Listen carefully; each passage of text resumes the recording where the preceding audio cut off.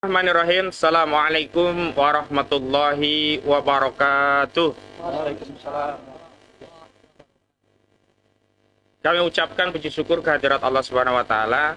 Salawat beriring salam semoga terlimpah kepada Rasulullah Muhammad sallallahu alaihi wasallam. Dan hari ini kami dari tim kuasa hukum dari 4 orang yang hari ini statusnya terlapor di beberapa institusi kepolisian. Yang pertama Bapak Roy Suryo, yang kedua Bapak Rismon Sianipar Hasiholan atau Rismon Hasiholan Sianipar, yang ketiga Bapak Rizal Fadila, dan yang terakhir Dr. Tifa atau Tifauzia Tiasuma. Dan keempat orang yang berstatus terlapor ini sudah memberikan kuasa kepada kami sebagaimana sudah kami deklarasikan pada tanggal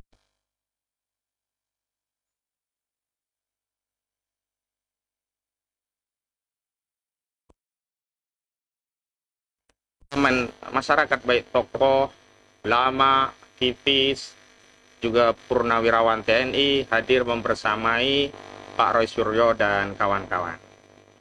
Dan hari ini memang kami sengaja hadir untuk konferensi pers pertama kami secara terbuka kepada publik dalam rangka untuk menjelaskan berbagai hal yang berkaitan dengan penanganan klien kami, yakni Pak Roy Suryo dan kawan-kawan.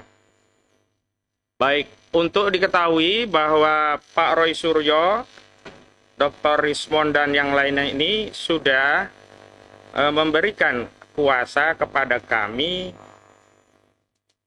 pada beberapa waktu yang lalu ya. Jadi sebentar, saya ambil surat kuasanya. Jadi beliau-beliau ini sudah memberikan surat kuasa kepada dengan tim advokasi anti ijazah bodong bersihkan legasi sejarah bangsa Indonesia atau kami singkat TAAIB BLSBI. Dan tim lawyer yang telah ditunjuk untuk menjadi kuasa hukum Pak Roy Suryo dan kawan-kawan itu ada beberapa. Yang pertama saya sendiri, Ahmad Kozinuddin, dan yang kedua rekan sejawat saya, Ibu Kurnia Triroyani di sebelah kiri saya. Kemudian ada Bang Juju Purwantoro, ini beliau berhalangan, nanti mungkin menyusul. Ada di sebelah kanan ini Bang Medi Juniarto. Dan ada juga Bang Azam Khan, ada Bu Untung Susiasi SHMH, Dr. Herman Kadir SHMHum, Dr. Ahmad Yani SHMH, Muhammad Samsir Jalil SHMH, Yasin Hasan SH, Dedi Suardadi SHSI, Dr. Sugeng Martoro SHMH, Dr. Muhammad Irayadi SHMH, Ismar Safrudin SHMH, ada Dr. Andes Abdullah Al-Katiri SH, beliau ada di sebelah kanan ujung pada kompres hari ini. Kemudian ada Khairul Anwar Silalahi SH, mohon berdiri ya ini. Kemudian ada Fitran Sahdeli SH yang belum hadir, ada Kartika Perdanasari SH, Aspardi Piliang SH, Konanang Fahrur SHMH, Ahmad Sarifuddin, monggo silakan berdiri. Nah ini baik. Kemudian ada Soraya SHMH, Soraya mohon berdiri ya.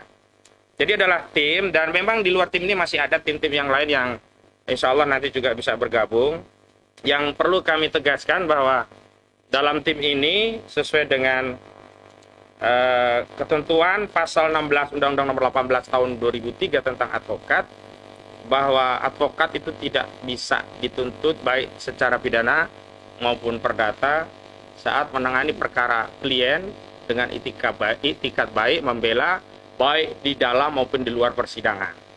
Karena itu kami tegaskan, karena kami statusnya satu, advokat sesuai dengan Undang-Undang Advokat, kami punya imunitas hukum.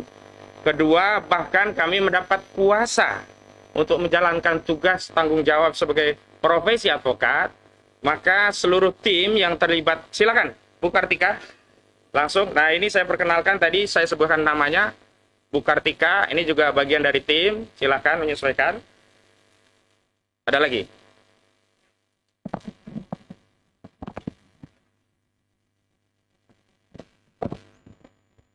Ya, kami tegaskan bahwa seluruh advokat yang terlibat dalam tim ini karena dua hal ya. Yang pertama, berprofesi advokat yang memiliki hak imunitas sebagaimana diatur pasal 16 Undang-Undang Advokat.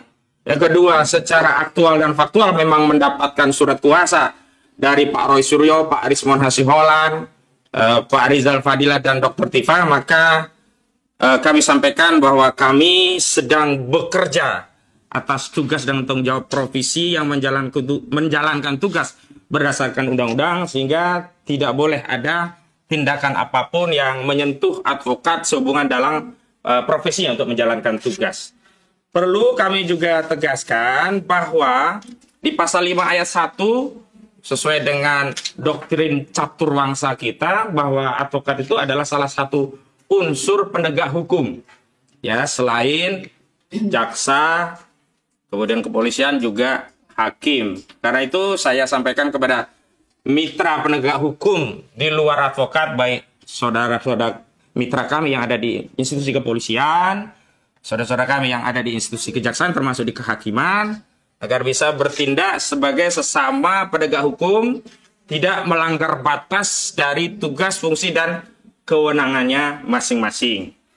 Baik, selanjutnya kami ingin masuk kepada apa yang hari ini ingin kami tanggapi, yakni sejumlah pasal-pasal yang dituduhkan kepada klien kami yang dilaporkan oleh Saudara Joko Widodo di Polda Metro Jaya. Dan tentu kami juga nanti akan menanggapi sejumlah laporan hukum terhadap klien kami yang dilakukan oleh unsur-unsur atau pihak-pihak lainnya, ya. Seperti yang ada di Polres Jakarta Pusat, kemudian ada yang di Polres Jakarta Selatan, juga ada yang di Polda Metro Jaya. Namun untuk yang di Depok kami belum dapat suara kuasa khusus terkait itu, tapi kami akan tanggapi juga karena khususnya di Depok disebutkan di media Bu Dr. Tifa Tiasuma ini juga termasuk yang dilaporkan. Walau yang utama yang dilaporkan adalah Profesor Dr. Amin Rais, tapi kami juga akan berikan tanggapan terkait itu. Jadi kalau surat kuasa khusus kami, pertama yang terkait laporan Saudara Joko Widodo, kedua sejumlah LP baik di Jakarta Pusat, kemudian di Jakarta Polda Metro Jaya, dan juga di Jakarta Selatan begitu. Ada di LP nomor 978, 27 LP nomor 2712 dan LP nomor 1387 begitu. Baik, saya akan memulai apa yang menjadi materi muatan konferensi pers kami pada kesempatan hari ini. Kami mengutip dari media statement dari kuasa hukum Saudara Joko Widodo, baik yang disampaikan oleh Rifai Kusuma Negara, juga yang disampaikan oleh Yakut Hasibuan begitu. Dari media yang kami kutip bahwa klien kami dilaporkan kepada Polda Metro Jaya.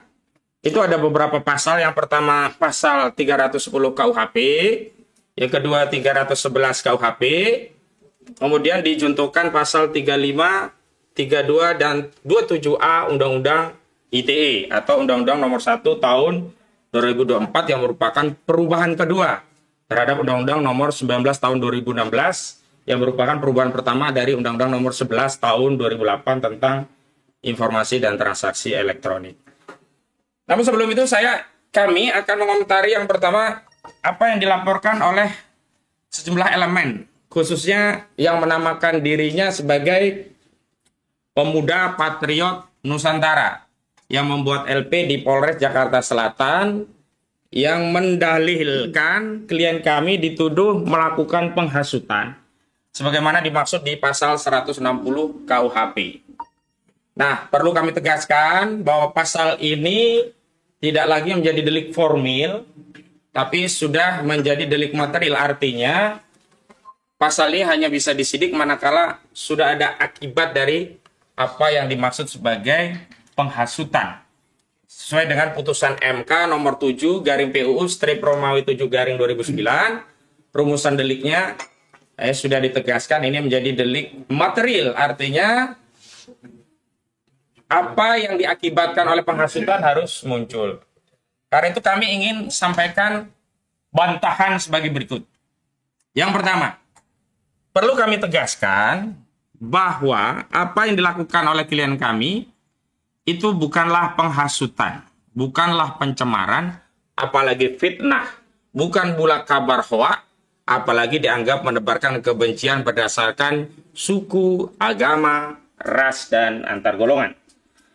Kami tegaskan bahwa klien kami sedang menjalankan hak konstitusional, bahkan kewajiban sebagai warga negara. Hak konstitusional sebagaimana diatur di pasal 28 Undang-Undang Dasar 1945, bahwa setiap warga negara diberi kemerdekaan untuk berserikat, berkumpul, dan menyampaikan pendapat. Itu. Sehingga tidak boleh di negara hukum di negeri kita ini yang menjadikan konstitusi sebagai asas bernegara, kemudian mau mengubah hak konstitusi itu menjadi kejahatan. Artinya apa? Tidak boleh ada satu tindakan yang itu bukan kejahatan, tapi dipaksakan kejahatan. Ini yang lazim disebut oleh masyarakat dengan istilah kriminalisasi. Satu tindakan yang sebenarnya bukan kriminal, tapi dipaksa menjadi kriminal begitu. Klien kami bukan koruptor, bukan pembunuh, bukan maling, bukan penjahat, bukan ahli, nggak tahu kalau maksiat kita nggak tahu ya. Yang jelas secara hukum klien kami bukanlah orang-orang yang masuk kategori melanggar hukum. Ingat, melanggar hukum itu harus berdasarkan norma hukum, karena kita masih menganut asas legalitas, nullum delictum nulla bona sine previa lege bonali. Tidak ada satu tindakan bisa dikategorikan kejahatan kecuali atas kekuatan aturan yang ada sebelum kejahatan itu sendiri dilakukan begitu. Meskipun kami tahu Undang-Undang ITE ini sudah ada perubahan ya melalui Undang-Undang Nomor 1 tahun 2024, tetap saja ya hak konstitusional untuk menyampaikan pendapat ini tidak bisa diubah menjadi kejahatan sehingga bisa dianggap atau bisa disidik dengan pencemaran, fitnah, hoak, menyebar kebencian dan sara, apalagi tadi 160 KUHP yakni penghasutan begitu. Dan kalau kita merujuk peristiwa baik yang lokus deliktinya di Yogyakarta, juga yang lokus deliktinya di Solo, itu tidak ada akibat apapun. Kita nggak pernah mendengar kabar ada orang yang ditawur di peristiwa itu. Kecuali saat itu Bu Kurnia mengatakan hajar Jokowi ya di Solo, tiba-tiba masa langsung ngeroyok Jokowi sampai bonyok misalnya, berarti Bu Kurnia memang bisa dikenakan pasal penghasutan begitu. Bu Kurnia waktu itu dengan Pak Rizal Fadila dan Bang Damai Hari Lubis itu baik-baik datang ke Solo begitu sebagai tamu yang diterima juga dengan baik. Artinya peristiwa Solo maupun Jogja baik terhadap Rismon Hasiholan Sianipar, terhadap Roy Suryo, Dr. Tifa, juga terhadap Rizal Fadila ini tidak bisa dikategorikan sebagai delik atau suatu kejahatan. Di Yogyakarta, alumni UGM ini, 3 alumni UGM, Roy Suryo, Dr. Tifa, dan Pak Rismon itu 3-3 alumni UGM. Itu juga diterima dengan baik dari perwakilan Civitas Akademika, bahkan secara legal formal dipersilahkan untuk melihat langsung skripsi Saudara Joko Widodo, bahkan diperkenankan untuk memfoto sejumlah lembar halaman baik terhadap skripsi Saudara Joko Widodo atau orang lain yang disebut sebagai teman Saudara Joko Widodo. Jadi nggak ada ini ya pasal yang disebut penghasutan. Nah, tapi kami juga heran kenapa kok diterima itu yang berulang kali kami tanyakan kepada institusi kepolisian sebagai sesama mitra penegak hukum. Kenapa yang memperlakukan suatu laporan itu berbeda ya, laporan-laporan kami dianggap ditelantarkan. Terakhir memang kami mendapatkan info laporan di Barreskrim itu tidak lanjuti, tapi sekali lagi judulnya bukan laporan polisi, hanya laporan informasi yang tidak memiliki kekuatan pro justisia. Ini yang kemudian kami simpulkan ini main-main aparat polisi seolah-olah sedang bertindak. Harusnya diterbitkan LP juga atas laporan. Kenapa? Kalau klien kami dianggap melakukan 160 KUHP, sebenarnya Saudara Joko Widodo ini sudah ya dianggap melanggar 263 dan 266 KUHP, pemalsuan dan memasukkan keterangan palsu dalam akta otentik. Itu sama-sama pidana, dan pidana ini adalah delik umum, tidak harus nunggu laporan. Nah, apalagi setelah ada laporan. Tapi kenapa laporan dari kami ya, dari Rizal Fadilah ini hanya diarsip sebagai pengaduan masyarakat atau DUMAS yang proses klarifikasinya hanya masuk kategori laporan informasi, bukan laporan polisi. Tapi kenapa klien kami ini cepat sekali langsung terbit LP? Luar biasa, di Jakarta Selatan terbit LP, di Jakarta Pusat terbit nomor LP, di Polda Metro Jaya terbit nomor LP. Cuman saya periksa di media yang khusus untuk laporan saudara Jokowi ini belum muncul LP-nya, nomornya berapa gitu. Ya menurut kami memang tidak layak untuk dikeluarkan LP gitu. Karena memang bukan kejahatan. Jadi saya kira baik yang 160 dilaporkan di Polres Jakarta Selatan, 160 KUHP yang dilaporkan di Polda Metro Jaya dan Polres Jakarta Pusat, ini menurut kami mengada-ngada, karenanya cukuplah untuk dikesampingkan. Yang kedua, kami juga heran kenapa lokus deliktinya yang di Solo, Yogyakarta kok dilaporkannya di Jakarta Selatan, Jakarta Pusat, dan Polda Metro Jaya.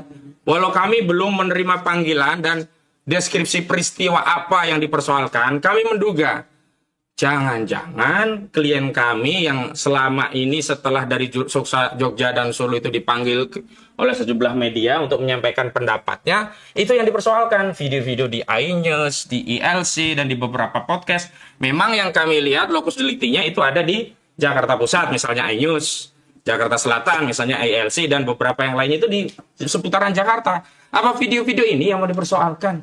Ngeri sekali negara kita ini kalau orang menyampaikan pendapat bahkan berdasarkan kepakaran. Kami beritahukan informasi bahwa Dr. Rizwan Hasihaulan Sianipar itu pakar di bidang forensik digital. Jadi pendapatnya bukan omon-omon, asbun, asal bunyi. Ada dasar. Dua dasar. Satu dasar fakta, dua dasar ilmu. Dasar fakta, dia mendapatkan skripsi langsung dari UGM. Juga beredarnya foto-foto ijazah yang berlaku, yang itu salah satunya diedarkan oleh politisi PSI di akun X.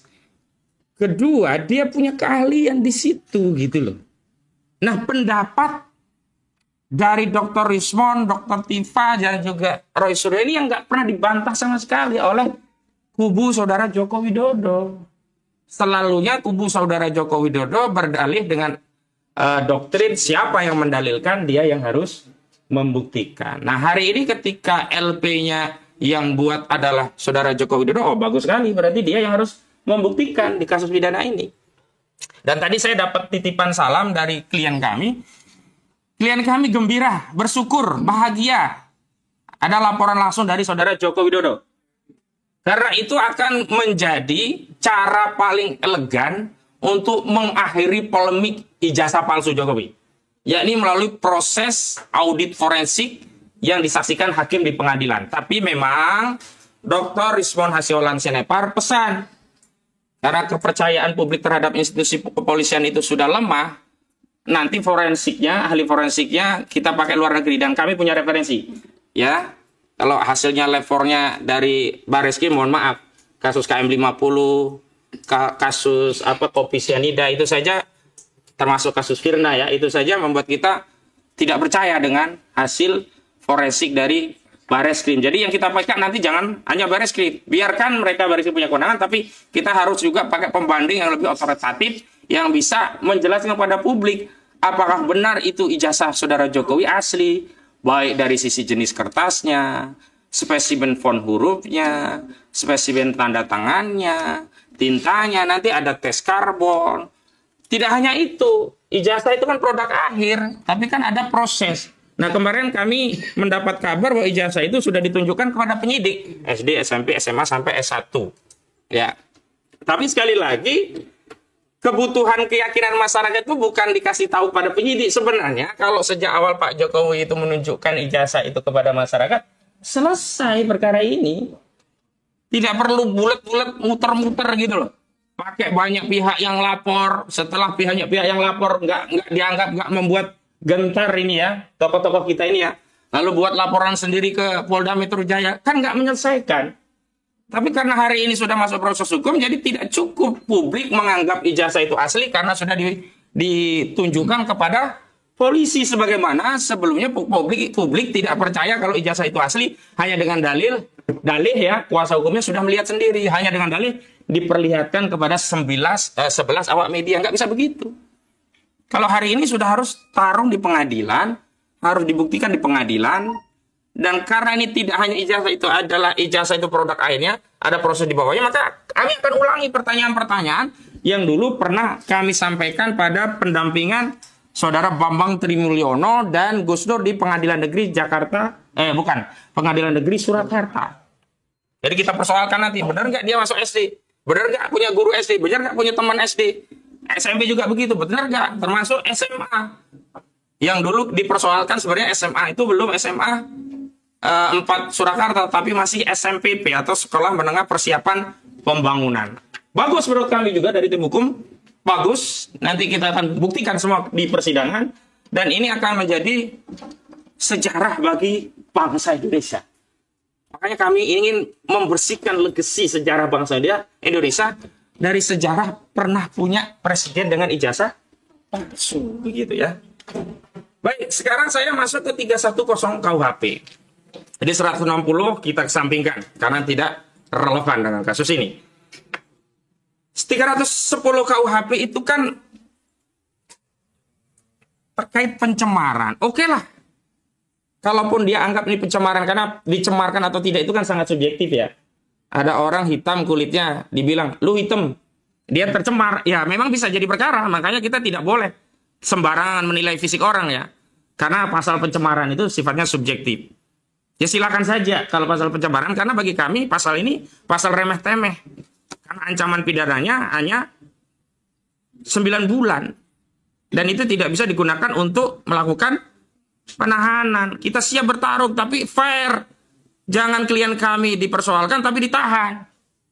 Karena klien kami yang punya keahlian di bidang forensik digital, nggak boleh ditahan. Fair, ayo kita adu. Kalau Pak Jokowi merasa dicemarkan, nggak apa-apa, silakan lapor. Karena itu hak. Baik fitnah atau tidak, namanya dicemarkan, dia punya hak. Baik sebenarnya ijazahnya bodong pun, dia merasa tercemar, nggak ada masalah. Dia lapor, nanti akan kita buktikan di pengadilan, apakah ijazah itu benar-benar bodong, atau sejatinya sudah sejak dulu bodong. Kan paling itu pilihannya, benar-benar palsu, atau sebenarnya baru diketahui palsu, begitu. Benar tidak? Nah, jadi ini nggak ada masalah buat kami. Wong nggak bisa ditahan, walaupun kami tegaskan ini bukan pencemaran. Lah wong, ini pendapat ada dasarnya. Di mana pencemarannya? Ini pendapat ada dasar hukumnya, ada dasar keahliannya. Kok dianggap pencemaran? Kalau seluruh pendapat dianggap pencemaran, fitnah dan seterusnya, hapus saja pasal 28 Undang-Undang Dasar 1945. Kemudian 311, ini fitnah. Ini 4 tahun, nggak ada masalah juga, di bawah 5 tahun, nggak bisa untuk nahan. Walaupun kami juga mempertanyakan di mana fitnahnya. Kalau memang Saudara Jokowi sudah menunjukkan ijazahnya kepada publik asli, Roy Suryo, Rismon, Dr. Tifa masih ngotot, itu ijazah palsu, baru dianggap fitnah. Lah selama ini Saudara Joko Widodo tidak pernah menunjukkan ijazah aslinya. Sementara hasil kajian forensik digital, telematika, dan analisis seluruh rakyat, ya kan? Itu tidak ada yang kemudian punya kesimpulan ijazah itu benar. Mayoritas menyatakan ini memang barang bermasalah gitu. Lagi pula, kalau ini dianggap fitnah pencemaran, ini aparat penegak hukum juga tebang pilih tebang.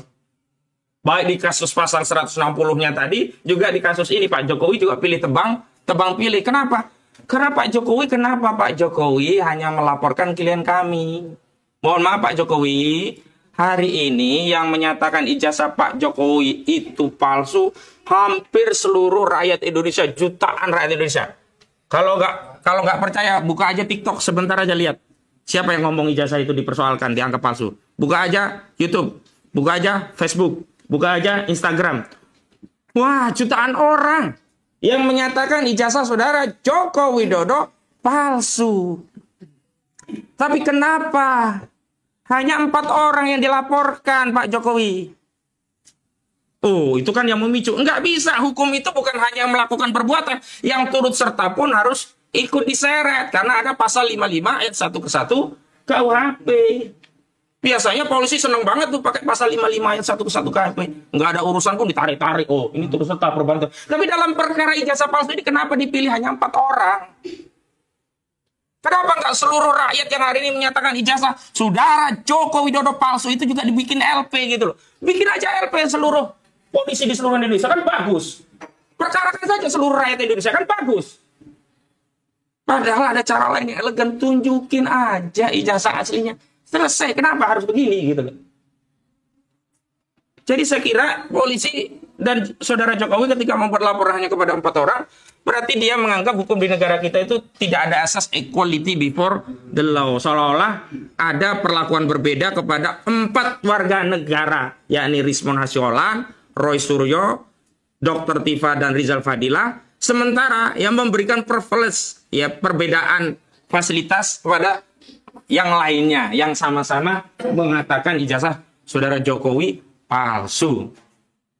Karena itu saya minta kepada seluruh rakyat yang punya pandangan yang sama, mari kita katakan kita bersama Roy Suryo, kita bersama Rismon Hasyolan, kita bersama Dr. Tifa, kita bersama Rizal Fadila.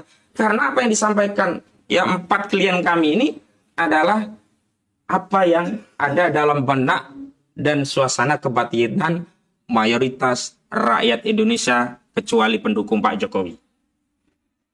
Selanjutnya, kalau kemudian ini dikaitkan dengan Undang-Undang ITE pasal 27A. Ini juga sama, ini terkait pencemaran, menyerang kehormatan di ranah ITE. Tapi kami juga nggak takut. Kenapa? Karena ini maksimal cuma 2 tahun. Nggak bisa untuk nahan.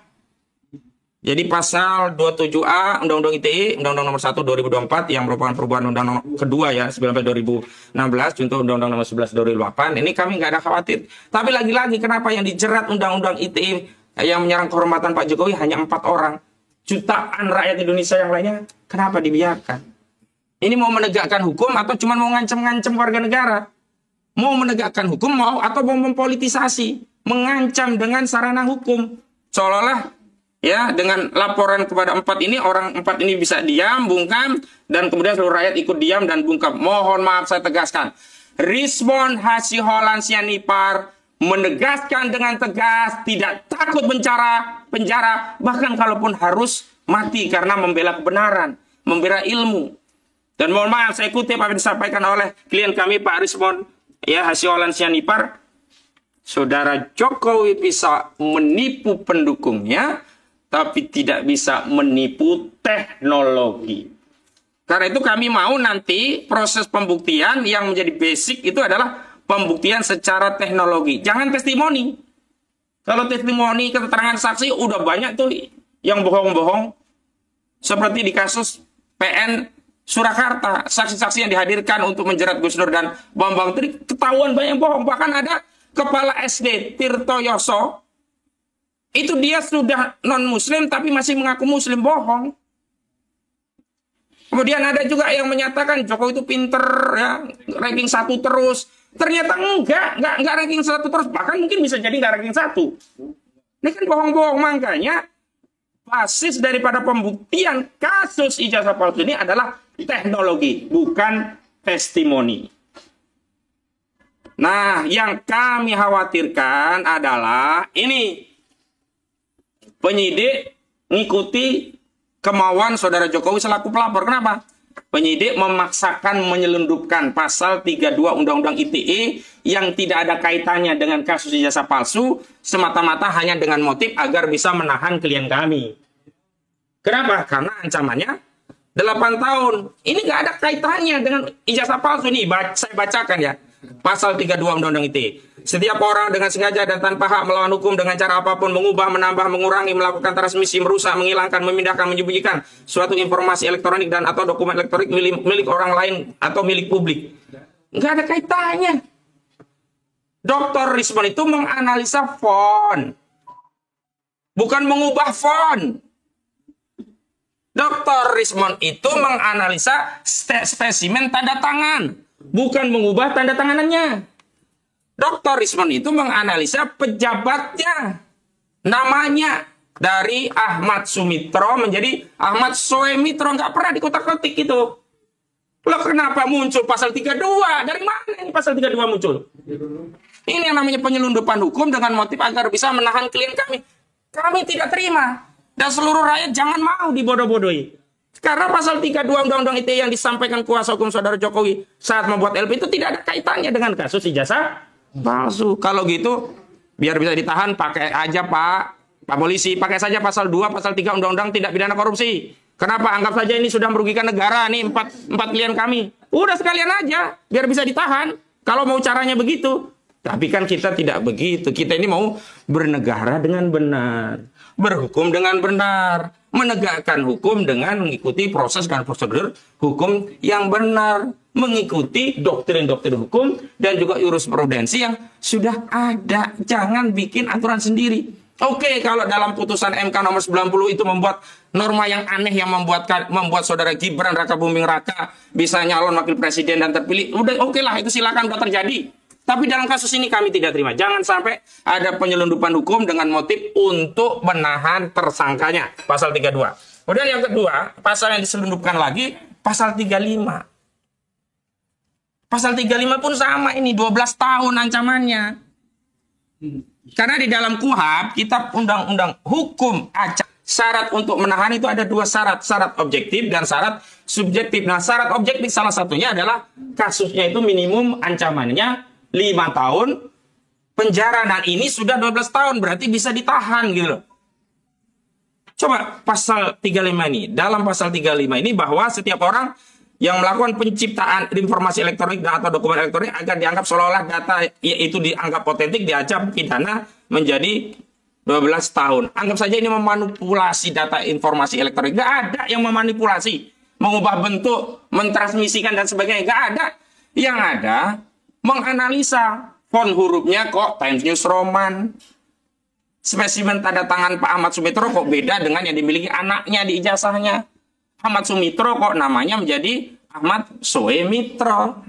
Skripsinya kok masih bagus. Spesimennya juga Times New Roman. Kok nggak ada lembar pengesahan kosong begitu loh. Itu nggak ada yang mengubah bentuk. Bentuknya cuma kayak gitu. Bentuknya bermasalah, dianalisa masalahnya sesuai kepakarannya. Nggak ada ini pasal 35. Kok bisa dipaksain pasal 35 dilaporin? Kalau begitu kan jelas targetnya apa? Nahan. Karena dengan dimasukkan pasal 35 itu bisa dijadikan syarat untuk menahan. Sekali lagi, jangan diulangi kasus kriminalisasi Gus Dur dan Bambang Tri. Ingat dulu Gus Dur dan Bambang Tri, ya kan? Itu juga sama, membuat mubahalah tentang ijazah palsu Jokowi. Pasalnya dimasukin semua. Pertama dianggap menodai agama, 156A KUHP, karena mubahalahnya digunakan seolah-olah untuk mengedarkan kebohongan. Kedua, pasal HOA 14 ayat 1 dan 2 dan pasal 15 Undang-Undang nomor 1 tahun 1946. Seolah-olah ijazah palsu itu adalah kabar bohong. Padahal ijazah aslinya nggak pernah datang ke pengadilan sampai putusan. Ketiga, baru digunakan pasal pukat harimau untuk menjerat para aktivis ya. Sampai sekarang juga sering digunakan. Jadi pasal 28 ayat 2 untuk 45A ayat 2 Undang-Undang ITE. Ya, ini dianggap menyebarkan kebencian dan perusahaan kepada individu atau kelompok masyarakat berdasarkan syarat suku, agama, ras, dan antar golongan. Cukuplah konnya saat itu adalah Haris Azhar dan Fathia Maulidianti. Jadi nggak punya kekuatan hukum lagi ini. Kemudian pasal 28 ya ayat 2 Undang-Undang ITE terkait dengan menyebar kebencian dan permusuhan berdasarkan suku, agama, ras, dan antar golongan. Saudara Jokowi itu bukan agama. Walaupun mungkin pendukungnya sudah menganggap agama, mungkin Tuhan atau mungkin Nabi, terserah ya. Tapi yang jelas nomenklatur Jokowi itu bukan agama. Bukan suku juga. Bukan ras. Bukan antar golongan. Dia nggak bisa. Kemudian dianggap ini syarat. Dari mana? Dan itu ada unsur-unsur lain yang melingkupi. Menyebarkan kebencian dan permusuhan. Nggak ada kebenciannya. Tanyalah klien kami. Rismon. Ya. Roy Suryo. Dr. Tifa. Rizal Fadil. Nggak ada kebencian. Nggak ada permusuhan. Mau menegakkan benang basah. Memang susah nih benang basah. Ingin menegakkan kembali sejarah dengan benar. Dengan mempertanyakan apakah benar kita rakyat Indonesia pernah dipimpin oleh presiden yang ijazahnya palsu. Mereka justru sedang berusaha membersihkan sejarah yang mau kita wariskan kepada generasi selanjutnya. Saya kira itu penegasan dari saya selaku koordinator. Selanjutnya ada tim yang lain. Yang pertama kami persilahkan rekan kami Bu Kurnia Triroyani untuk menyampaikan pandangannya. Kami persilakan, Bu. Bismillahirrahmanirrahim. Assalamualaikum warahmatullahi wabarakatuh. Tentu saja mutlak dan absolut pertama-tama dan di atas segala-galanya berterima kasih kepada Allah Subhanahu wa taala atas segala rahmatnya, ya, apapun juga peristiwa yang menjadi hikmah bagi kehidupan ini. Termasuk di antaranya pada pagi hari ini kita bersama-sama dalam sebuah konferensi pers untuk keempat daripada klien kami, yaitu Dr. Roy Suryo, MKes, kemudian Dr. Ing, Risman Hasih Holland Sianipar, ST, MT, MN, dan Dr. Tifauzia Tiasuma, MSc, serta Rizal Fadilah, SH. Saudara-saudara sebangsa dan setanah air, sudah dijelaskan secara gamblang oleh rekan kami advokat Ahmad Khosinuddin SH, bahwa sebenarnya pelaporan-pelaporan tersebut, diantaranya di Jakarta Selatan, Jakarta Pusat, dan Polda Metro Jaya, itu tidak lepas kaitannya dengan peristiwa kunjungan kami, ya, bersama klien tersebut ke UGM, yang diterima baik di UGM, serta juga ke Solo yang merupakan alamat daripada rumah Bapak Joko Widodo, Kutai Utara nomor 1. Dan semuanya terjadi dalam kondisi baik, ya.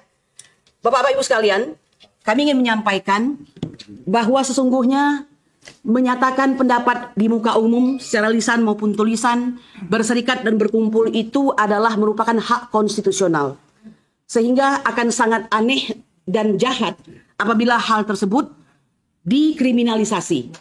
Terlebih, klien-klien kami tersebut adalah orang-orang yang memang kompeten di bidangnya. Sehingga seperti yang dikatakan rekan Ahmad Khosinuddin tadi, di mana letak daripada fitnah serta pencemaran nama baiknya. Kami ingin mengatakan bahwa sudah waktunya, ya, sudah waktunya polisi berbenah diri untuk tidak serampangan menerima segala bentuk pelaporan-pelaporan yang sesungguhnya pelapor tersebut tidak lebih daripada orang-orang yang disewa untuk melaksanakan sesuatu yang disebut dengan nabok nyilih tangan. Meskipun akhirnya keluar juga Bapak Joko Widodo untuk menyampaikan laporan sendiri. Dan sekali lagi, kami secara keseluruhan tim advokasi anti ijazah bodong selamatkan legasi sejarah bangsa Indonesia ini, menganggap ini sebagai sebuah blessing, ya. Inilah setelah perjuangan sedemikian lama, ya, tentu saja bersama TPUA dari tahun 2022 merupakan rangkaian peristiwa penegakan keadilan dan kebenaran secara terus-menerus tanpa kenal lelah, yang akhirnya sampailah kita di tahun 2025 ini dalam kondisi seperti yang kita lihat pada saat ini. Saya ingin mengatakan, jangan pernah coba-coba untuk berusaha untuk menyelundupkan hukum hanya demi, ya, mengikuti hasrat, syahwat, serta kekuasaan yang dimiliki oleh mantan Presiden 2 periode, yaitu Joko Widodo. Mengapa kami katakan demikian? Karena ini akan semakin membuat masyarakat hilang kepercayaan kepada lembaga kepolisian. Kami ini mengatakan, mari kita berjuang secara jujur, karena kita ini sama-sama criminal justice system, ya, yang sama-sama merupakan para penegak hukum. Sudah waktunya berjalan dengan kejujuran, kebenaran, dan keadilan sesuai dengan tujuan hukum yang hendak dicapai, yaitu keadilan, kepastian hukum, dan kemanfaatan. Justru kami ingin mengatakan, peristiwa tentang perkara yang diadukan seperti pencemaran nama baik dan fitnah ini bukan suatu hal yang prioritas, karena TPUA sudah melakukan pelaporan ke Bareskrim sejak Desember 2024 dan sudah melakukan kelengkapan bukti-bukti, ya, hampir mencapai 14 bukti, yang ini sama sekali boleh dikatakan kalau tidak karena desakan, ya, dari tim advokasi ini, pelan-pelan baru mulai akan diselidiki. Jadi ini jangan basa-basi begitu. Silahkan lakukan suatu penyelidikan yang sangat menyeluruh dan mendetil terhadap saudara Joko Widodo yang dicurigai bahwa ijazahnya adalah palsu atau bodong, ya, dengan menerapkan suatu tindakan-tindakan yang pantas dan layak dalam hal penyelidikan, seperti fungsi dan peran beliau sebagai dader atau plagger, serta siapa saja yang menjadi penyuruh atau down plagger, serta siapa saja yang menjadi penyertanya atau pembantunya, yaitu media plagger. Jadi ini silahkan untuk diusut secara tuntas. Saya kira sudah waktunya berbenah diri dan meletakkan hukum adalah sebagai panglima. Lebih daripada itu, tugas kami sebagai advokat tidak lebih dan tidak kurang sebagai penegak hukum, kami dilindungi oleh Undang-Undang Advokat Nomor 18 Tahun 2003, tepatnya pada pasal 16, di mana setiap advokat itu dalam melaksanakan tugasnya dengan itikat baik tidak bisa dipidana dan diperdatakan ya maupun di luar daripada pengadilan. Dan ini diperkuat lagi dengan pasal 5 ayat 1 bahwa profesi sebagai pengacara adalah profesi yang mandiri dan bebas terlepas dari intervensi siapapun. Nah, oleh karena itu kami ingin mengatakan kali ini harus berbeda, ya, harus berbeda. Tidak ada lagi orang yang senantiasa dengan kekuasaannya menjadikan negara ini sebagai maksad dan bukan restat. Ya, sudahilah. Mohon maaf ya kepada saudara Joko Widodo, pada saat menjadi presiden Anda menyusahkan rakyat, dan setelah Anda menjadi rakyat Anda menyusahkan presiden dan rakyat. Saya kira demikian yang bisa saya sampaikan. Kami ingin agar bangsa ini tercerahkan, ya, jangan lupa pencemaran nama baik serta fitnah adalah pasal-pasal yang digunakan untuk memberikan suatu pembungkaman kepada para penegak keadilan, ya. Dan ini tidak lebih daripada chilling effect atau penyebaran rasa takut, dan itu adalah bagian dari kejahatan, ya. Kalau di pers itu mungkin masuk dalam kategori sebagaimana tindak pidana yang diatur pasal 18 ayat 1 Undang-Undang Pers nomor 70 tahun 1999. Jadi demikian yang saya sampaikan. Marilah kita bangsa ini kapok untuk senantiasa merusak hukum. Dari tim advokasi anti ijazah bodong, selamatkan legasi sejarah bangsa Indonesia, kami ingin memulai Indonesia yang bersih. Subhana rabbika rabbil izzati amma yasifun wa salamun alal mursalin walhamdulillahi rabbil alamin. Waalaikumsalam warahmatullahi wabarakatuh. Terima kasih Bu Kurnia Triroyani, dan memang flashback sejarah ya. Napak tilas TPUA menggugat itu sudah lama. Jadi kalau hari ini ada yang mengatakan kok kenapa baru hari ini, justru yang kami persoalkan kenapa Pak Presiden baru hari ini bikin laporan. Harusnya sejak dulu, sejak kami nangani Bambang Trimulyono. Karena saat itu kami menggugat atas nama Bambang Trimulyono di Pengadilan Negeri Jakarta Pusat tahun 2022. Alih-alih gugatan kami diproses, Bambang Tri justru ditangkap sehingga kami terpaksa mencabut dan fokus ke pidana. Dan saya tegaskan kepada saudara kuasa hukum saudara Joko Widodo, tidak ada satupun putusan pengadilan yang menyatakan ijazah saudara Jokowi asli. Tidak ada satupun putusan pengadilan yang menyatakan saudara Jokowi menang. Yang ada adalah pertama, di gugatan Bambang Trimulyono itu gugatan dicabut. Kalau gugatan dicabut nggak ada yang menang, nggak ada yang kalah. Kenapa? Karena Bambang Trinya ditangkap oleh Direktorat Tindak Pidana Cyber Barreskrim Mabes Polri. Kedua, gugatan perdata yang kedua setelah Bambang Tri di proses pidana itu hanya di NU. Artinya belum masuk ke pokok perkara, belum membahas ijazahnya. Ketiga, Pengadilan Negeri Surakarta ya yang menyatakan Bambang Tri ini dinyatakan mengedarkan kabar bohong, itu dianulir oleh Pengadilan Tinggi Semarang. Makanya sanksi pidananya turun dari sebelumnya 6 tahun jadi 4 tahun. Nggak ada di situ menyatakan bahwa ijazah palsu itu bohong, nggak ada. Berarti ijazah palsu itu benar, karena pasal bohongnya udah diangkat oleh hakimnya begitu. Jadi ini sekedar tambahan informasi, karena seolah-olah narasinya Pak Jokowi itu udah menang dari putusan pengadilan. Kagak ada. Nah, kalau memang Pak Jokowi mau menang dari putusan pengadilan, ayo Pak, jangan cabut ya Pak gugatannya, jangan cabut laporan polisinya Pak, lanjutkan Pak. Karena saya, seluruh rakyat Indonesia berkepentingan, bukan hanya Pak Rismon dan 4 orang yang kami tangani. Saya, klien kami, ya, dan seluruh rakyat Indonesia berkepentingan untuk mengetahui ijazah dari saudara Joko Widodo yang sudah 10 tahun memimpin kami, Republik ini, selama 2 periode menjadi presiden bagi seluruh rakyat Indonesia. Jadi ini bukan hanya kepentingannya 4 orang. Jangan cabut Pak, lanjutkan Pak ya, jangan cabut. Nah selanjutnya kepada Bapak Abdullah Al-Katiri, silakan Pak. Ya.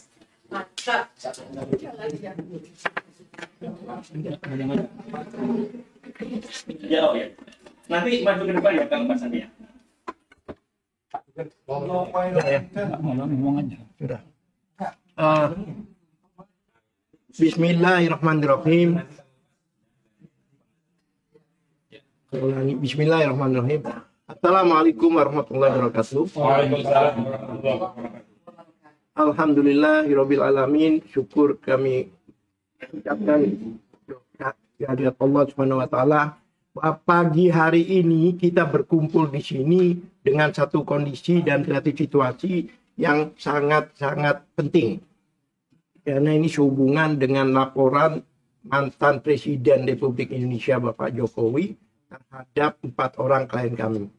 Kami sebagai kuasa hukum yang sudah disebutkan tadi dari beberapa orang, 4 orang, ya kan, Saudara Rismon, Dr. Tifa, Dr. Ray Suryo, dan Rizal Fadila. Saya akan menambahkan sedikit, tidak banyak, ya kan, dari pasal demi pasal itu. Satu hal lagi, pasal yang dikenakan itu pasal penghasutan. Penghasutan itu 160, yang mana pasal ini pernah digugat untuk dihapus. Karena pasal ini adalah pasal yang sering digunakan pada waktu itu untuk mengkebiri, bahkan mengamputasi masyarakat atau orang-orang yang berbicara tentang pemerintah dan sebagainya. Awalnya gugatan itu adalah untuk menghapus undang-undang itu. Tapi Mahkamah Konstitusi dengan putusannya MK nomor 7 tahun 2009 kemarin memutuskan, tapi bukan menghapuskan, tapi dirubah dari delik formil ke delik material. Dari delik formil ke delik material. Yang dimanakan putusannya disebut putusan dengan conditionally constitution. Yaitu dengan kondisi tertentu. Tidak dihapus, tapi dirubah dari formil dan material. Berbicara tentang 160 KUH pidana, itu harus ada 3 pihak. Tidak bisa 2 pihak. Pertama, adanya pengadu. Penghasut. Kedua, adanya terhasut. Yang ketiga, harus ada dampak dari hasutan tersebut. Apakah dengan dampak hasutan tersebut, apakah dengan hasutan itu ada keributan? Apakah dengan hasutan itu ada kericuhan? Apakah dengan hasutan itu ada tindak pidana yang lain? Faktanya tidak ada. Teman-teman kemarin ke UGM dan ke Sulu itu mewakili rakyat Indonesia. Karena tidak semuanya seperti 212, cukup diwakili oleh kawan-kawan itu dengan etiket baik, ya kan? Hanya untuk mengklarifikasi.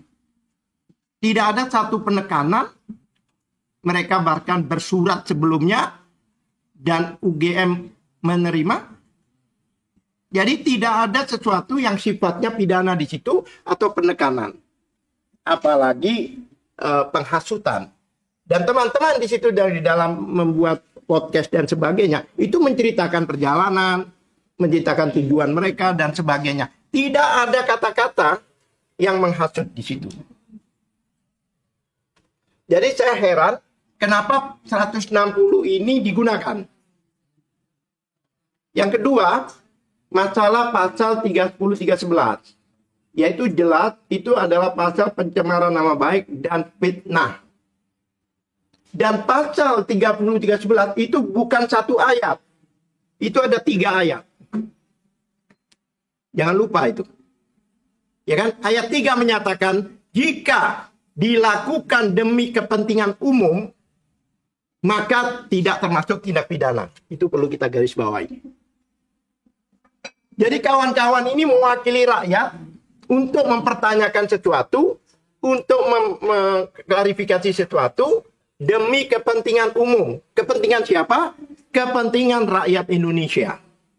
Karena selama ini kita dipimpin oleh presiden kita yang 2 kali periode 10 tahun memimpin rakyat Indonesia. Jadi rakyat mempertanyakan itu adalah wajar. Gitu.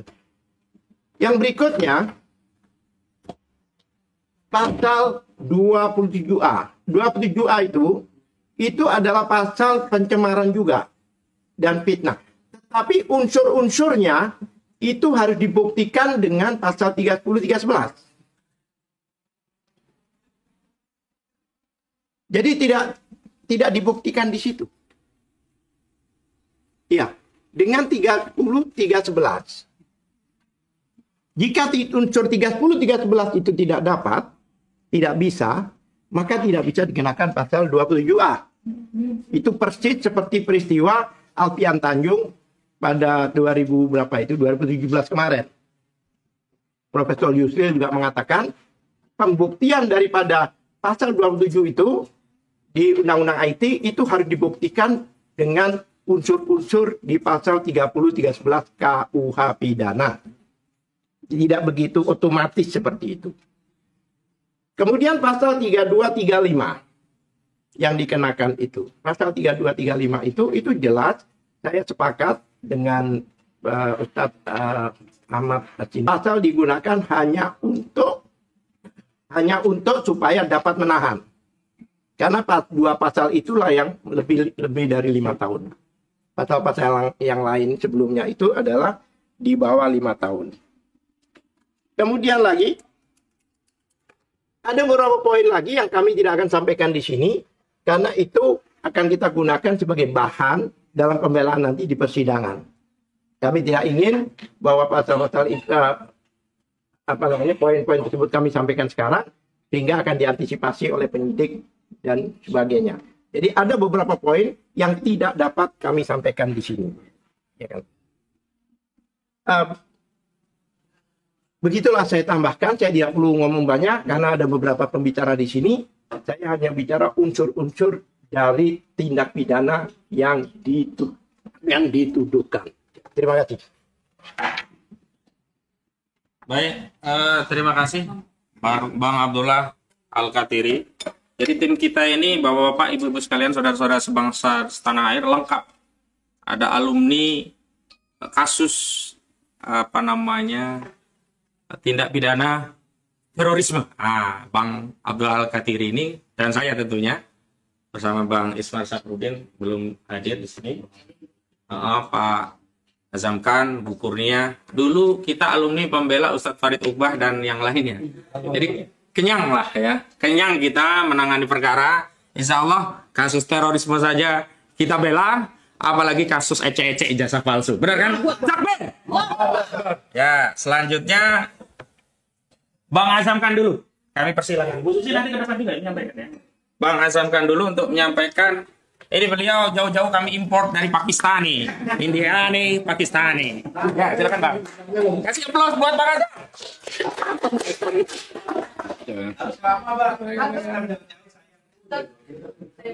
Bismillahirrahmanirrahim. Lepas ya? Gak apa-apa. Assalamualaikum warahmatullahi wabarakatuh. Jadi saya sedikit mengurai sedikit aja bahwa keberangkatan TPUA ke Jogja, ke UGM itu berdasarkan surat resmi yang kebetulan saya menandatangani sebagai sekjen. Perkenalkan sekjen ya. Dan Profesor Egy Sujana. Dan surat itu sudah dijawab oleh UGM dan akhirnya kita bersurat jawab menjawab, clear. Jadi itu formal. Begitupun juga ke rumah Solo. Joko Widodo, Presiden ke-7. Udah diterima juga. Jadi kalau tadi diurai oleh pihak Koordinator Ahmad Huzinuddin yang mengatakan pasal 160 udah lewat itu. Nggak ada. Jadi nggak perlu kita bahas lagi 160 udah clear. Ini yang paling penting dan tidak disinggung sama sekali tadi dalam pembicaraan ini. Ini poin yang paling penting. Bahwa Kepres nomor 30 tahun 2025. SBY dan Jokowi diangkat menjadi Dewan Pengawas Dana Tara. Itu clear. Maknanya apa? Maknanya dia sebagai pejabat negara. Pemerintah. Ya, pemerintah.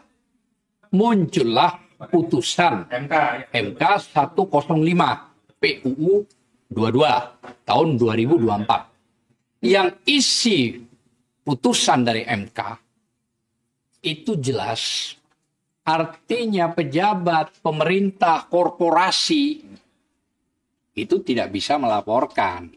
Artinya dikritik boleh gitu loh. Dikritik boleh. Nah, masa mau melawan si putusan MK itu 105 PUU 22 tahun 2004. Poin itu mengunci semua sudah.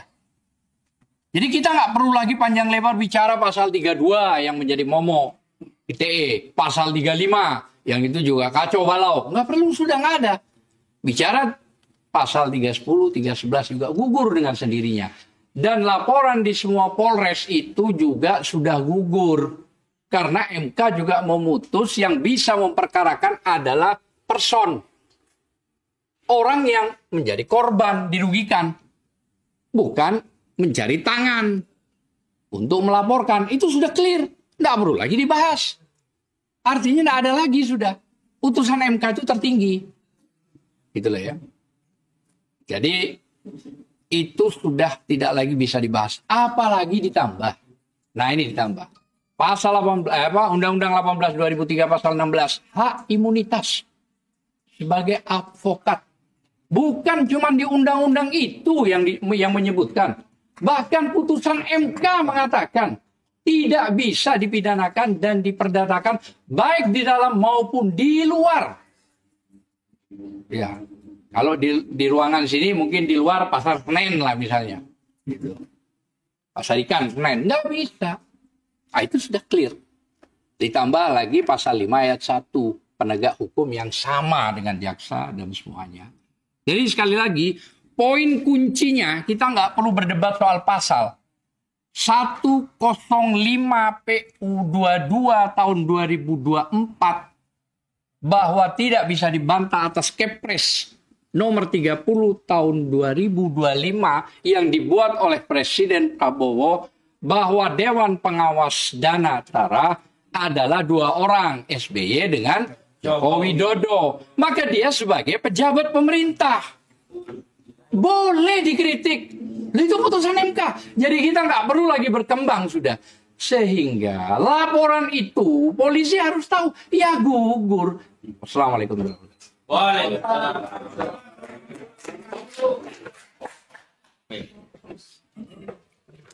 Lagi mau dipertangkap. Ya, betul sekali. Sudah terkunci. Meskipun begitu, tetap kita antisipasi. Jadi semua pintu kita kunci, begitu ya. Baik, selanjutnya Pak Sugeng Martono dulu ya, atau bukurnya? Pak Sugeng dulu ya, Pak Sugeng dulu untuk menyampaikan bukurnya. Bu Susi, ya Bu Susi, sorry. Ya, silakan. Balik lagi. Nggak apa-apa. Langsung ke depan Bu Susi, nanti lanjut setelah Pak Sugeng. Ya. Assalamualaikum warahmatullahi wabarakatuh. Ya. Bahwa kita mengetahui hal ini adalah hasil daripada teknologi, di mana keempat klien kami itu berdasarkan ilmu, berdasarkan knowledge. Jadi bukan sekedar omong-omong aja, bukan sekedar kaleng-kaleng, tapi berdasarkan ilmu pengetahuan yang mereka dapat atau mereka miliki. Dr. Suryo, semuanya doktor. Dan satu lagi adalah Pak Fadil itu sebagai seorang advokat. Jadi dalam hal ini jangan sampai terjadi peradilan sesat. Seperti tadi dikatakan oleh Bapak Kusnudin, bahwa sampai orang yang sebetulnya tidak bisa dipidana, namun akhirnya dipidana. Jadi kami harapkan dalam hal ini jangan sampai terjadi seperti di Perancis, sampai ada tulisan, sampai ada buku peradilan sesat di Perancis. Jadi ini jangan sampai terjadi di Indonesia. Dan kami minta juga kepada aparat penyidik bekerjalah sesuai dengan aturan yang berlaku. Karena tadi dikatakan bahwa laporan daripada TPUA ya. TPUA itu dari Desember 2024. Itu sampai sekarang juga nggak jelas, belum ketahuan. Nah, terus terang saja, kalau dikatakan kami ini adalah sebagai pengkhianat, sebagai pemecah belah bangsa, salah besar. Ya, kebetulan saya punya orang tua juga dari tentara, dikubur di Taman Pahlawan Kalibata. Jadi untuk cinta kepada Republik Indonesia itu jelas sudah nggak bisa diragukan lagi. Jadi kami minta dalam hal ini, coba deh jalankan sesuai aturan, jangan bersebelah, jangan sebelah. Karena dalam hal ini terus terang saja, kami sebagai advokat juga itu akhirnya ada yang maki kami, ada yang minta kami suruh mundur. Ada sampai saya bilang, kami ini advokat. Kalau ada orang minta bantuan secara hukum, wajib harus dibantu. Begitu juga dokter. Dokter nggak boleh menolak untuk seseorang yang minta bantuan masalah kesehatannya, masalah kedokterannya. Jadi, mari kita hormati, karena apa yang dikemukakan oleh klien-klien kami itu tidak berdasarkan pikiran kosong, namun berdasarkan keahlian mereka. Itu saja dari kami. Wabillahi taufik wal hidayah. Wassalamualaikum warahmatullahi wabarakatuh. Waalaikumsalam warahmatullahi wabarakatuh. Agar nggak kemari langsung ke itu ya. Digeser ini nih Pak. Nah, karena itu suara yang masuk lewat situ. Deketin lagi satu ini. Nah, ya. Dah. Bismillahirrahmanirrahim. Assalamualaikum warahmatullahi wabarakatuh.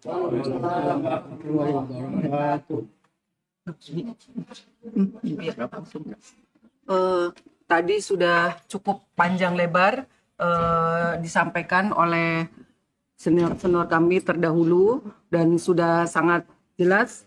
Saya sepakat sekali dengan Bapak Al-Katiri bahwa kita tidak boleh semua diungkapkan di sini. Artinya itu sebagai senjata kita dalam nanti melakukan pembelaan.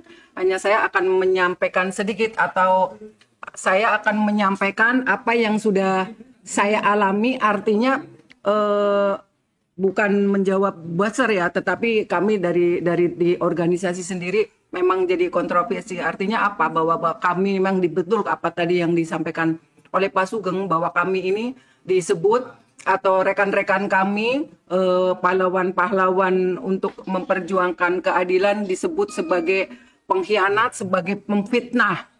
Nah, disitulah orang-orang yang di luar sana, entah buzzer, entah dari para pembela atau dari penggembira, artinya apa? Mereka padahal orang-orang yang mempunyai ilmu tinggi dan mempunyai pengertian atau melakukan profesi sebagai penegak hukum, akan tetapi cara pandangnya sangat picik. Apa yang kenapa saya menyebut picik?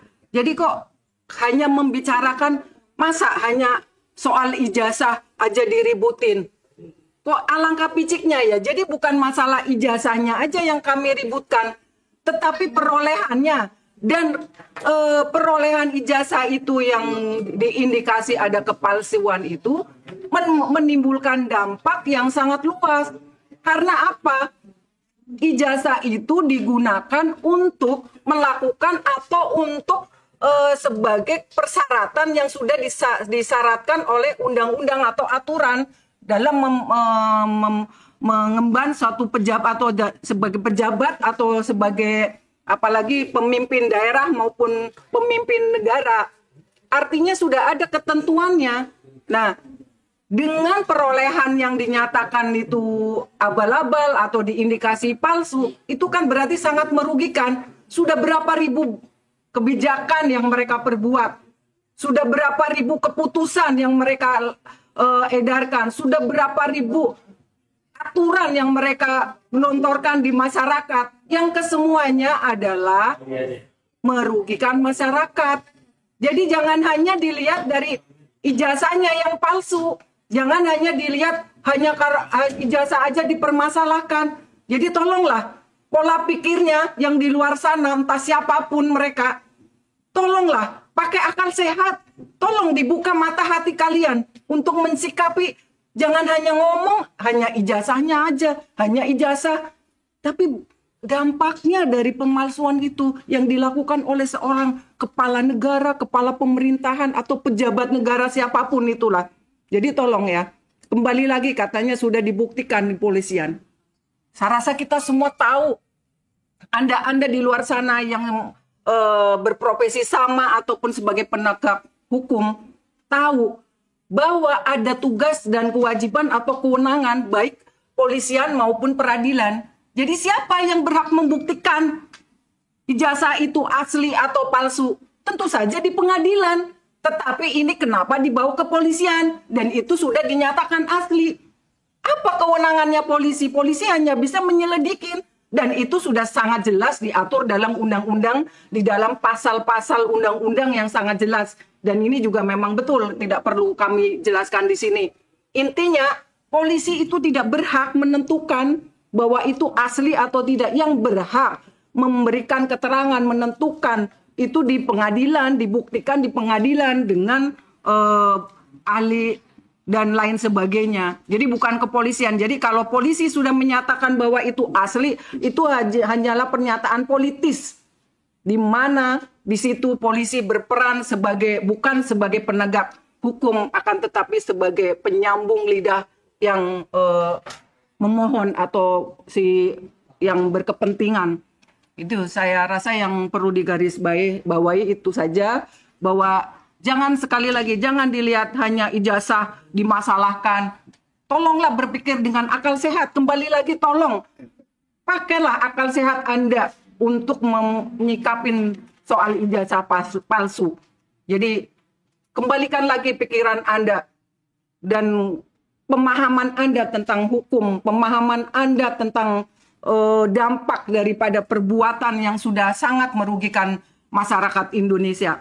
Apalagi dimulai dengan berkuasa memimpin suatu daerah hingga menjadi di kabupaten kota, hingga menjadi gubernur, dan pada akhirnya menjadi presiden.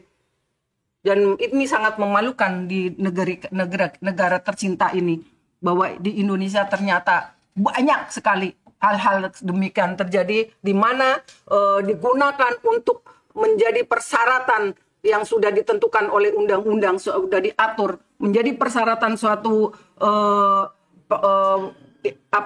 seseorang untuk menjadi kepala pemerintahan atau sebagai pejabat negara. Saya rasa itu yang ingin kami sampaikan. Semoga rekan-rekan kita di luar sana berpikiran jernih kembali. Jadi jangan hanya berpegang kepada siapa yang di atas kita, siapa yang diikutin kita. Jadi kalau kita di sini tidak ada yang kita mencintai seseorang itu yang sangat terus ikutin cinta buta atau kita cinta buta ya, apa artinya walaupun di atas sana pemimpin kita ada. Tapi kalau memang salah, nyatakan salah. Jadi jangan membabi buta dalam menilai seseorang. Karena sesungguhnya, bucin ya. Sekarang bahasanya bucin. Oke lah, kita di bawah perlindungan siapa di atas kita, siapa di atas kita. Ketika seseorang itu memang bersalah, ya sudah kita katakan salah. Jangan kita terus ikutin alur mereka salah, kita dinyatakan benar. Kita yang orang-orang yang ingin mencoba menegakkan keadilan dinyatakan sebagai pengkhianat, dinyatakan sebagai penghasut, sebagai pemfitnah. Padahal sesungguhnya yang menjadi pemfitnah yang menjadi merusak negara ini. Buzzer-buzzer rupiah. Buzzer-buzzer rupiah yang sudah dibayar dengan memecah belah bangsa. Dengan mengkotak-kotakan bangsa. Dia hanya demi rupiah, dia akan melakukan apa yang diperintahkan oleh ajengannya atau pemimpinnya atau si pembayar. Dan akhirnya dia menentukan atau menjadi apa itu namanya panutan bagi yang lain bahwa mereka yang mereka katakan itu benar. Sesungguhnya mereka hanya demi rupiah, hanya mereka bermasuk atau bertujuan memecah belah bangsa ini. Saya rasa dari saya cukup sekian. Billahi taufik wal hidayah. Wassalamualaikum warahmatullahi wabarakatuh. Terima kasih Bu Susiati. Jadi kami selalu beruntung bersama Bu Susiati. Nama beliau Untung Susiati. Nah, saya ingin tegaskan apa yang disampaikan Bu Susiati. Mohon maaf ya, saya ingin tegaskan kepada seluruh rakyat Indonesia. Pertama, masalah ijazah palsu ini tidak terkait seorang Jokowi yang katakanlah dia itu tukang bakso, tukang somai, tukang cendol, tukang somai. Bukan berarti ini profesi terhina, enggak, ini profesi mulia, tapi profesi ini tidak ada kaitannya dengan ketatanegaraan. Saudara Jokowi ini pernah menjadi presiden 2 periode yang dalam ketentuan pasal 169 Undang-Undang Nomor 7 tahun 2017 tentang pemilu saat mau mendaftar sebagai capres itu setidaknya harus berijazah SMA atau sederajat. Nah, ijazah inilah yang digunakan untuk syarat dan menjadi penguasa. Jadi dampaknya luas betul kata Bu Susi. Ini bukan pedagang somai yang nggak ada kaitannya dengan 280 juta penduduk Indonesia. Jadi jangan mensimplifikasi persoalan gitu loh. Itu satu. Yang kedua, masalah saudara Joko Widodo itu sebenarnya bukan masalah 4 orang. Ini perhatian seluruh rakyat. Saya mau bacakan nih. Ada satu Habib di Jawa Timur, di Tuban. Namanya Habib Muhammad Bagil. Beliau WA ke saya nih. Saya bacakan WA beliau. Ustadz Arka, jangan lupa katakan kalau memang ijazah Bapak Jokowi asli dalam kurung lulusan Universitas Gajah Mada, maka kami sebagai warga negara RI siap dipenjara bersama 4 orang terlapor. Coba bayangkan. Berarti ini bukan hanya kasusnya 4 orang yang kami bela, ini kasus seluruh rakyat. Dampaknya luas, bukan sekedar ijazah palsu. Nanti bisa menimbulkan banyak dampak. Misalnya satu, tidak ada insentif pendidikan. Orang lalu berpikir, ngapain kita capek-capek sekolah? Toh ijazah palsu aja bisa jadi presiden. Banyak ini, jadi jangan dianggap sederhana. Kenapa kami juga terima kuasa dari 4 orang ini, meskipun kami tegaskan pro bono, kami tidak mendapatkan fee dari pembelaan ini. Karena apa? Dampaknya luas demi bangsa dan negara. Kami menilai 4 orang ini sudah berjasa bagi seluruh rakyat. Maka kami ingin nimbrung mendapatkan tambahan pahala dengan membela beliau-beliau ini gitu loh. Jadi jangan dianggap remeh cuman urusan ijazah palsu. Itu ya. Baik. Selanjutnya nanti ada 2 orang. Bang, mau nyampein Bang? Ada 2. Ke depan Bang. Bukunya geser ya. Iya. Pak Dedi, nanti Bu Soraya, di ujungnya gongnya Bang Medi nanti ya. Ini anggota tim kita. Tadi sudah saya bacakan nama-namanya. Bang Dedi Suardadi, silakan Bang.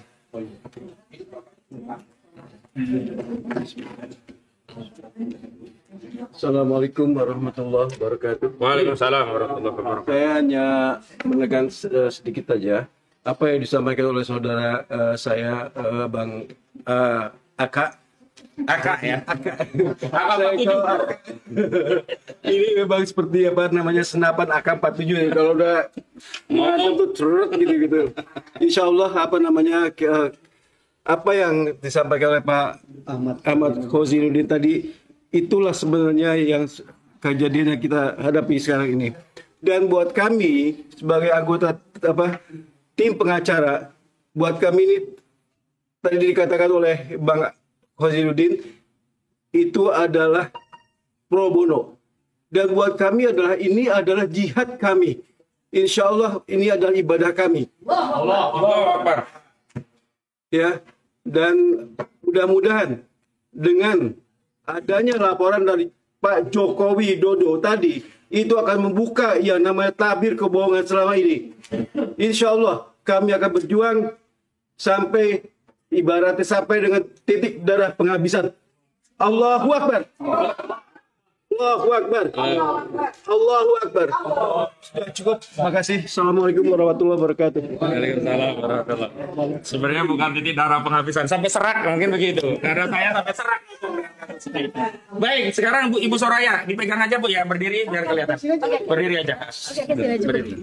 Berdiri biar terlihat ya. Assalamualaikum warahmatullahi wabarakatuh. Kami dari tim advokasi hanya ingin membuat satu atau penambahan dari rekan saya, Susi, bahwa Saudara Jokowi juga harus membuktikan itu persoalan ijazah palsunya. Karena belum pernah dibuktikan di persidangan. Jadi jangan ujuk-ujuk bahasanya beliau memperlihatkan ijazah palsu, ijazah tersebut di kepolisian. Dan Anda sebagai hari ini sebagai warga negara juga bisa dikenakan keterangan palsu. Oh, ngeri itu.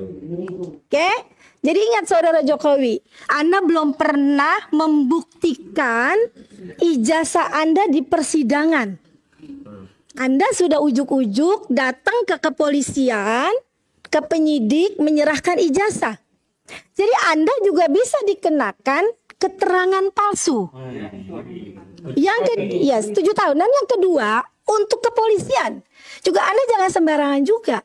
Anda juga bisa dilaporkan ke Propam. Ya, jadi saya hanya ingin menegaskan, jangan main-main, jangan bikin persoalan kegaduhan di negeri ini. Saya pikir cukup sekian. Terima kasih. Terima kasih, mantap sekali. Allahu Akbar. Baik, saya ingin tegaskan satu hal. Tadi saya diingatkan Bang Medi, tapi Bang Medi juga nanti akan menyampaikan. Saya ingat betul kata-kata Pak Jokowi. Siapa yang mendalilkan, dia yang membuktikan. Pak Jokowi hari ini mendalilkan bahwa klien kami melakukan pencemaran, fitnah, soal ijazah palsu. Sekarang kewajiban Pak Jokowi untuk membuktikan bahwa ijazah Pak Jokowi asli, itu yang kami sebut masuk tubaran. Jadi kami bersyukur sekali. Maka saya titip pesan kepada Pak Jokowi, jangan cabut laporan polisi itu Pak ya. Lanjutkan. Ya, terima kasih. Ya. Jebakan Batman itu, Pak. Jebakan Batman. Assalamualaikum warahmatullahi wabarakatuh. Terakhir saya menegaskan semua sudah disampaikan oleh rekan-rekan sejawat kami. Jadi hanya saya menegaskan keberadaan kami di sini adalah untuk melindungi klien kami, yaitu Dr. Roy Suryo, Dr. Rismon, Dr. Tifa, dan sejawat kami, Rizal Fadila, untuk melindungi hak-hak hukumnya tidak dilanggar. Jadi ada beberapa poin yang kami tidak sampaikan untuk pembelaan di ruang pengadilan. Jadi demikian untuk rekan-rekan yang pembela di sana, siap-siap saja untuk kita berargumentasi di persidangan di pengadilan. Demikianlah pesan saya ini mewakili teman-teman lainnya. Terima kasih. Wassalamualaikum warahmatullahi wabarakatuh.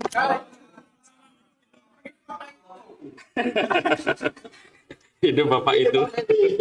Jadi sebenarnya kami pengen ya bertarung dengan kuasa hukum Pak Jokowi di pengadilan. Tapi sayang kalau ini kasus sampai pengadilan mereka tidak bisa karena kan diwakili jaksa. Terpaksalah kita nanti bertarung dengan jaksa. Tapi kami tegaskan mau bertarung dengan kuasa hukumnya, mau bertarung dengan jaksanya, mau bertarung dengan saksi-saksi mereka, mau bertarung dengan ahli-ahli mereka, bahkan bertarung dengan hakim nanti di proses persidangan, kami siap.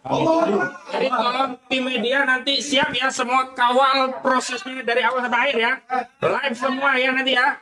Karena tidak boleh ada persidangan yang terbuka untuk umum, tidak boleh disiarkan. Ini nggak boleh. Karena ini kasus publik, maka media juga harus diberi izin untuk menyiarkan secara langsung sidang ijazah palsu Saudara Jokowi. Takbir! Saya kira itu saja dari kami. Terima kasih kehadiran teman-teman media. Ada pertanyaan kira-kira sebelum kami tutup? Ya, coba Bung Arif atau yang lainnya. Silakan. Ada tanya? Bang Edi. Atau pura-pura tanya lah, nggak apa-apa.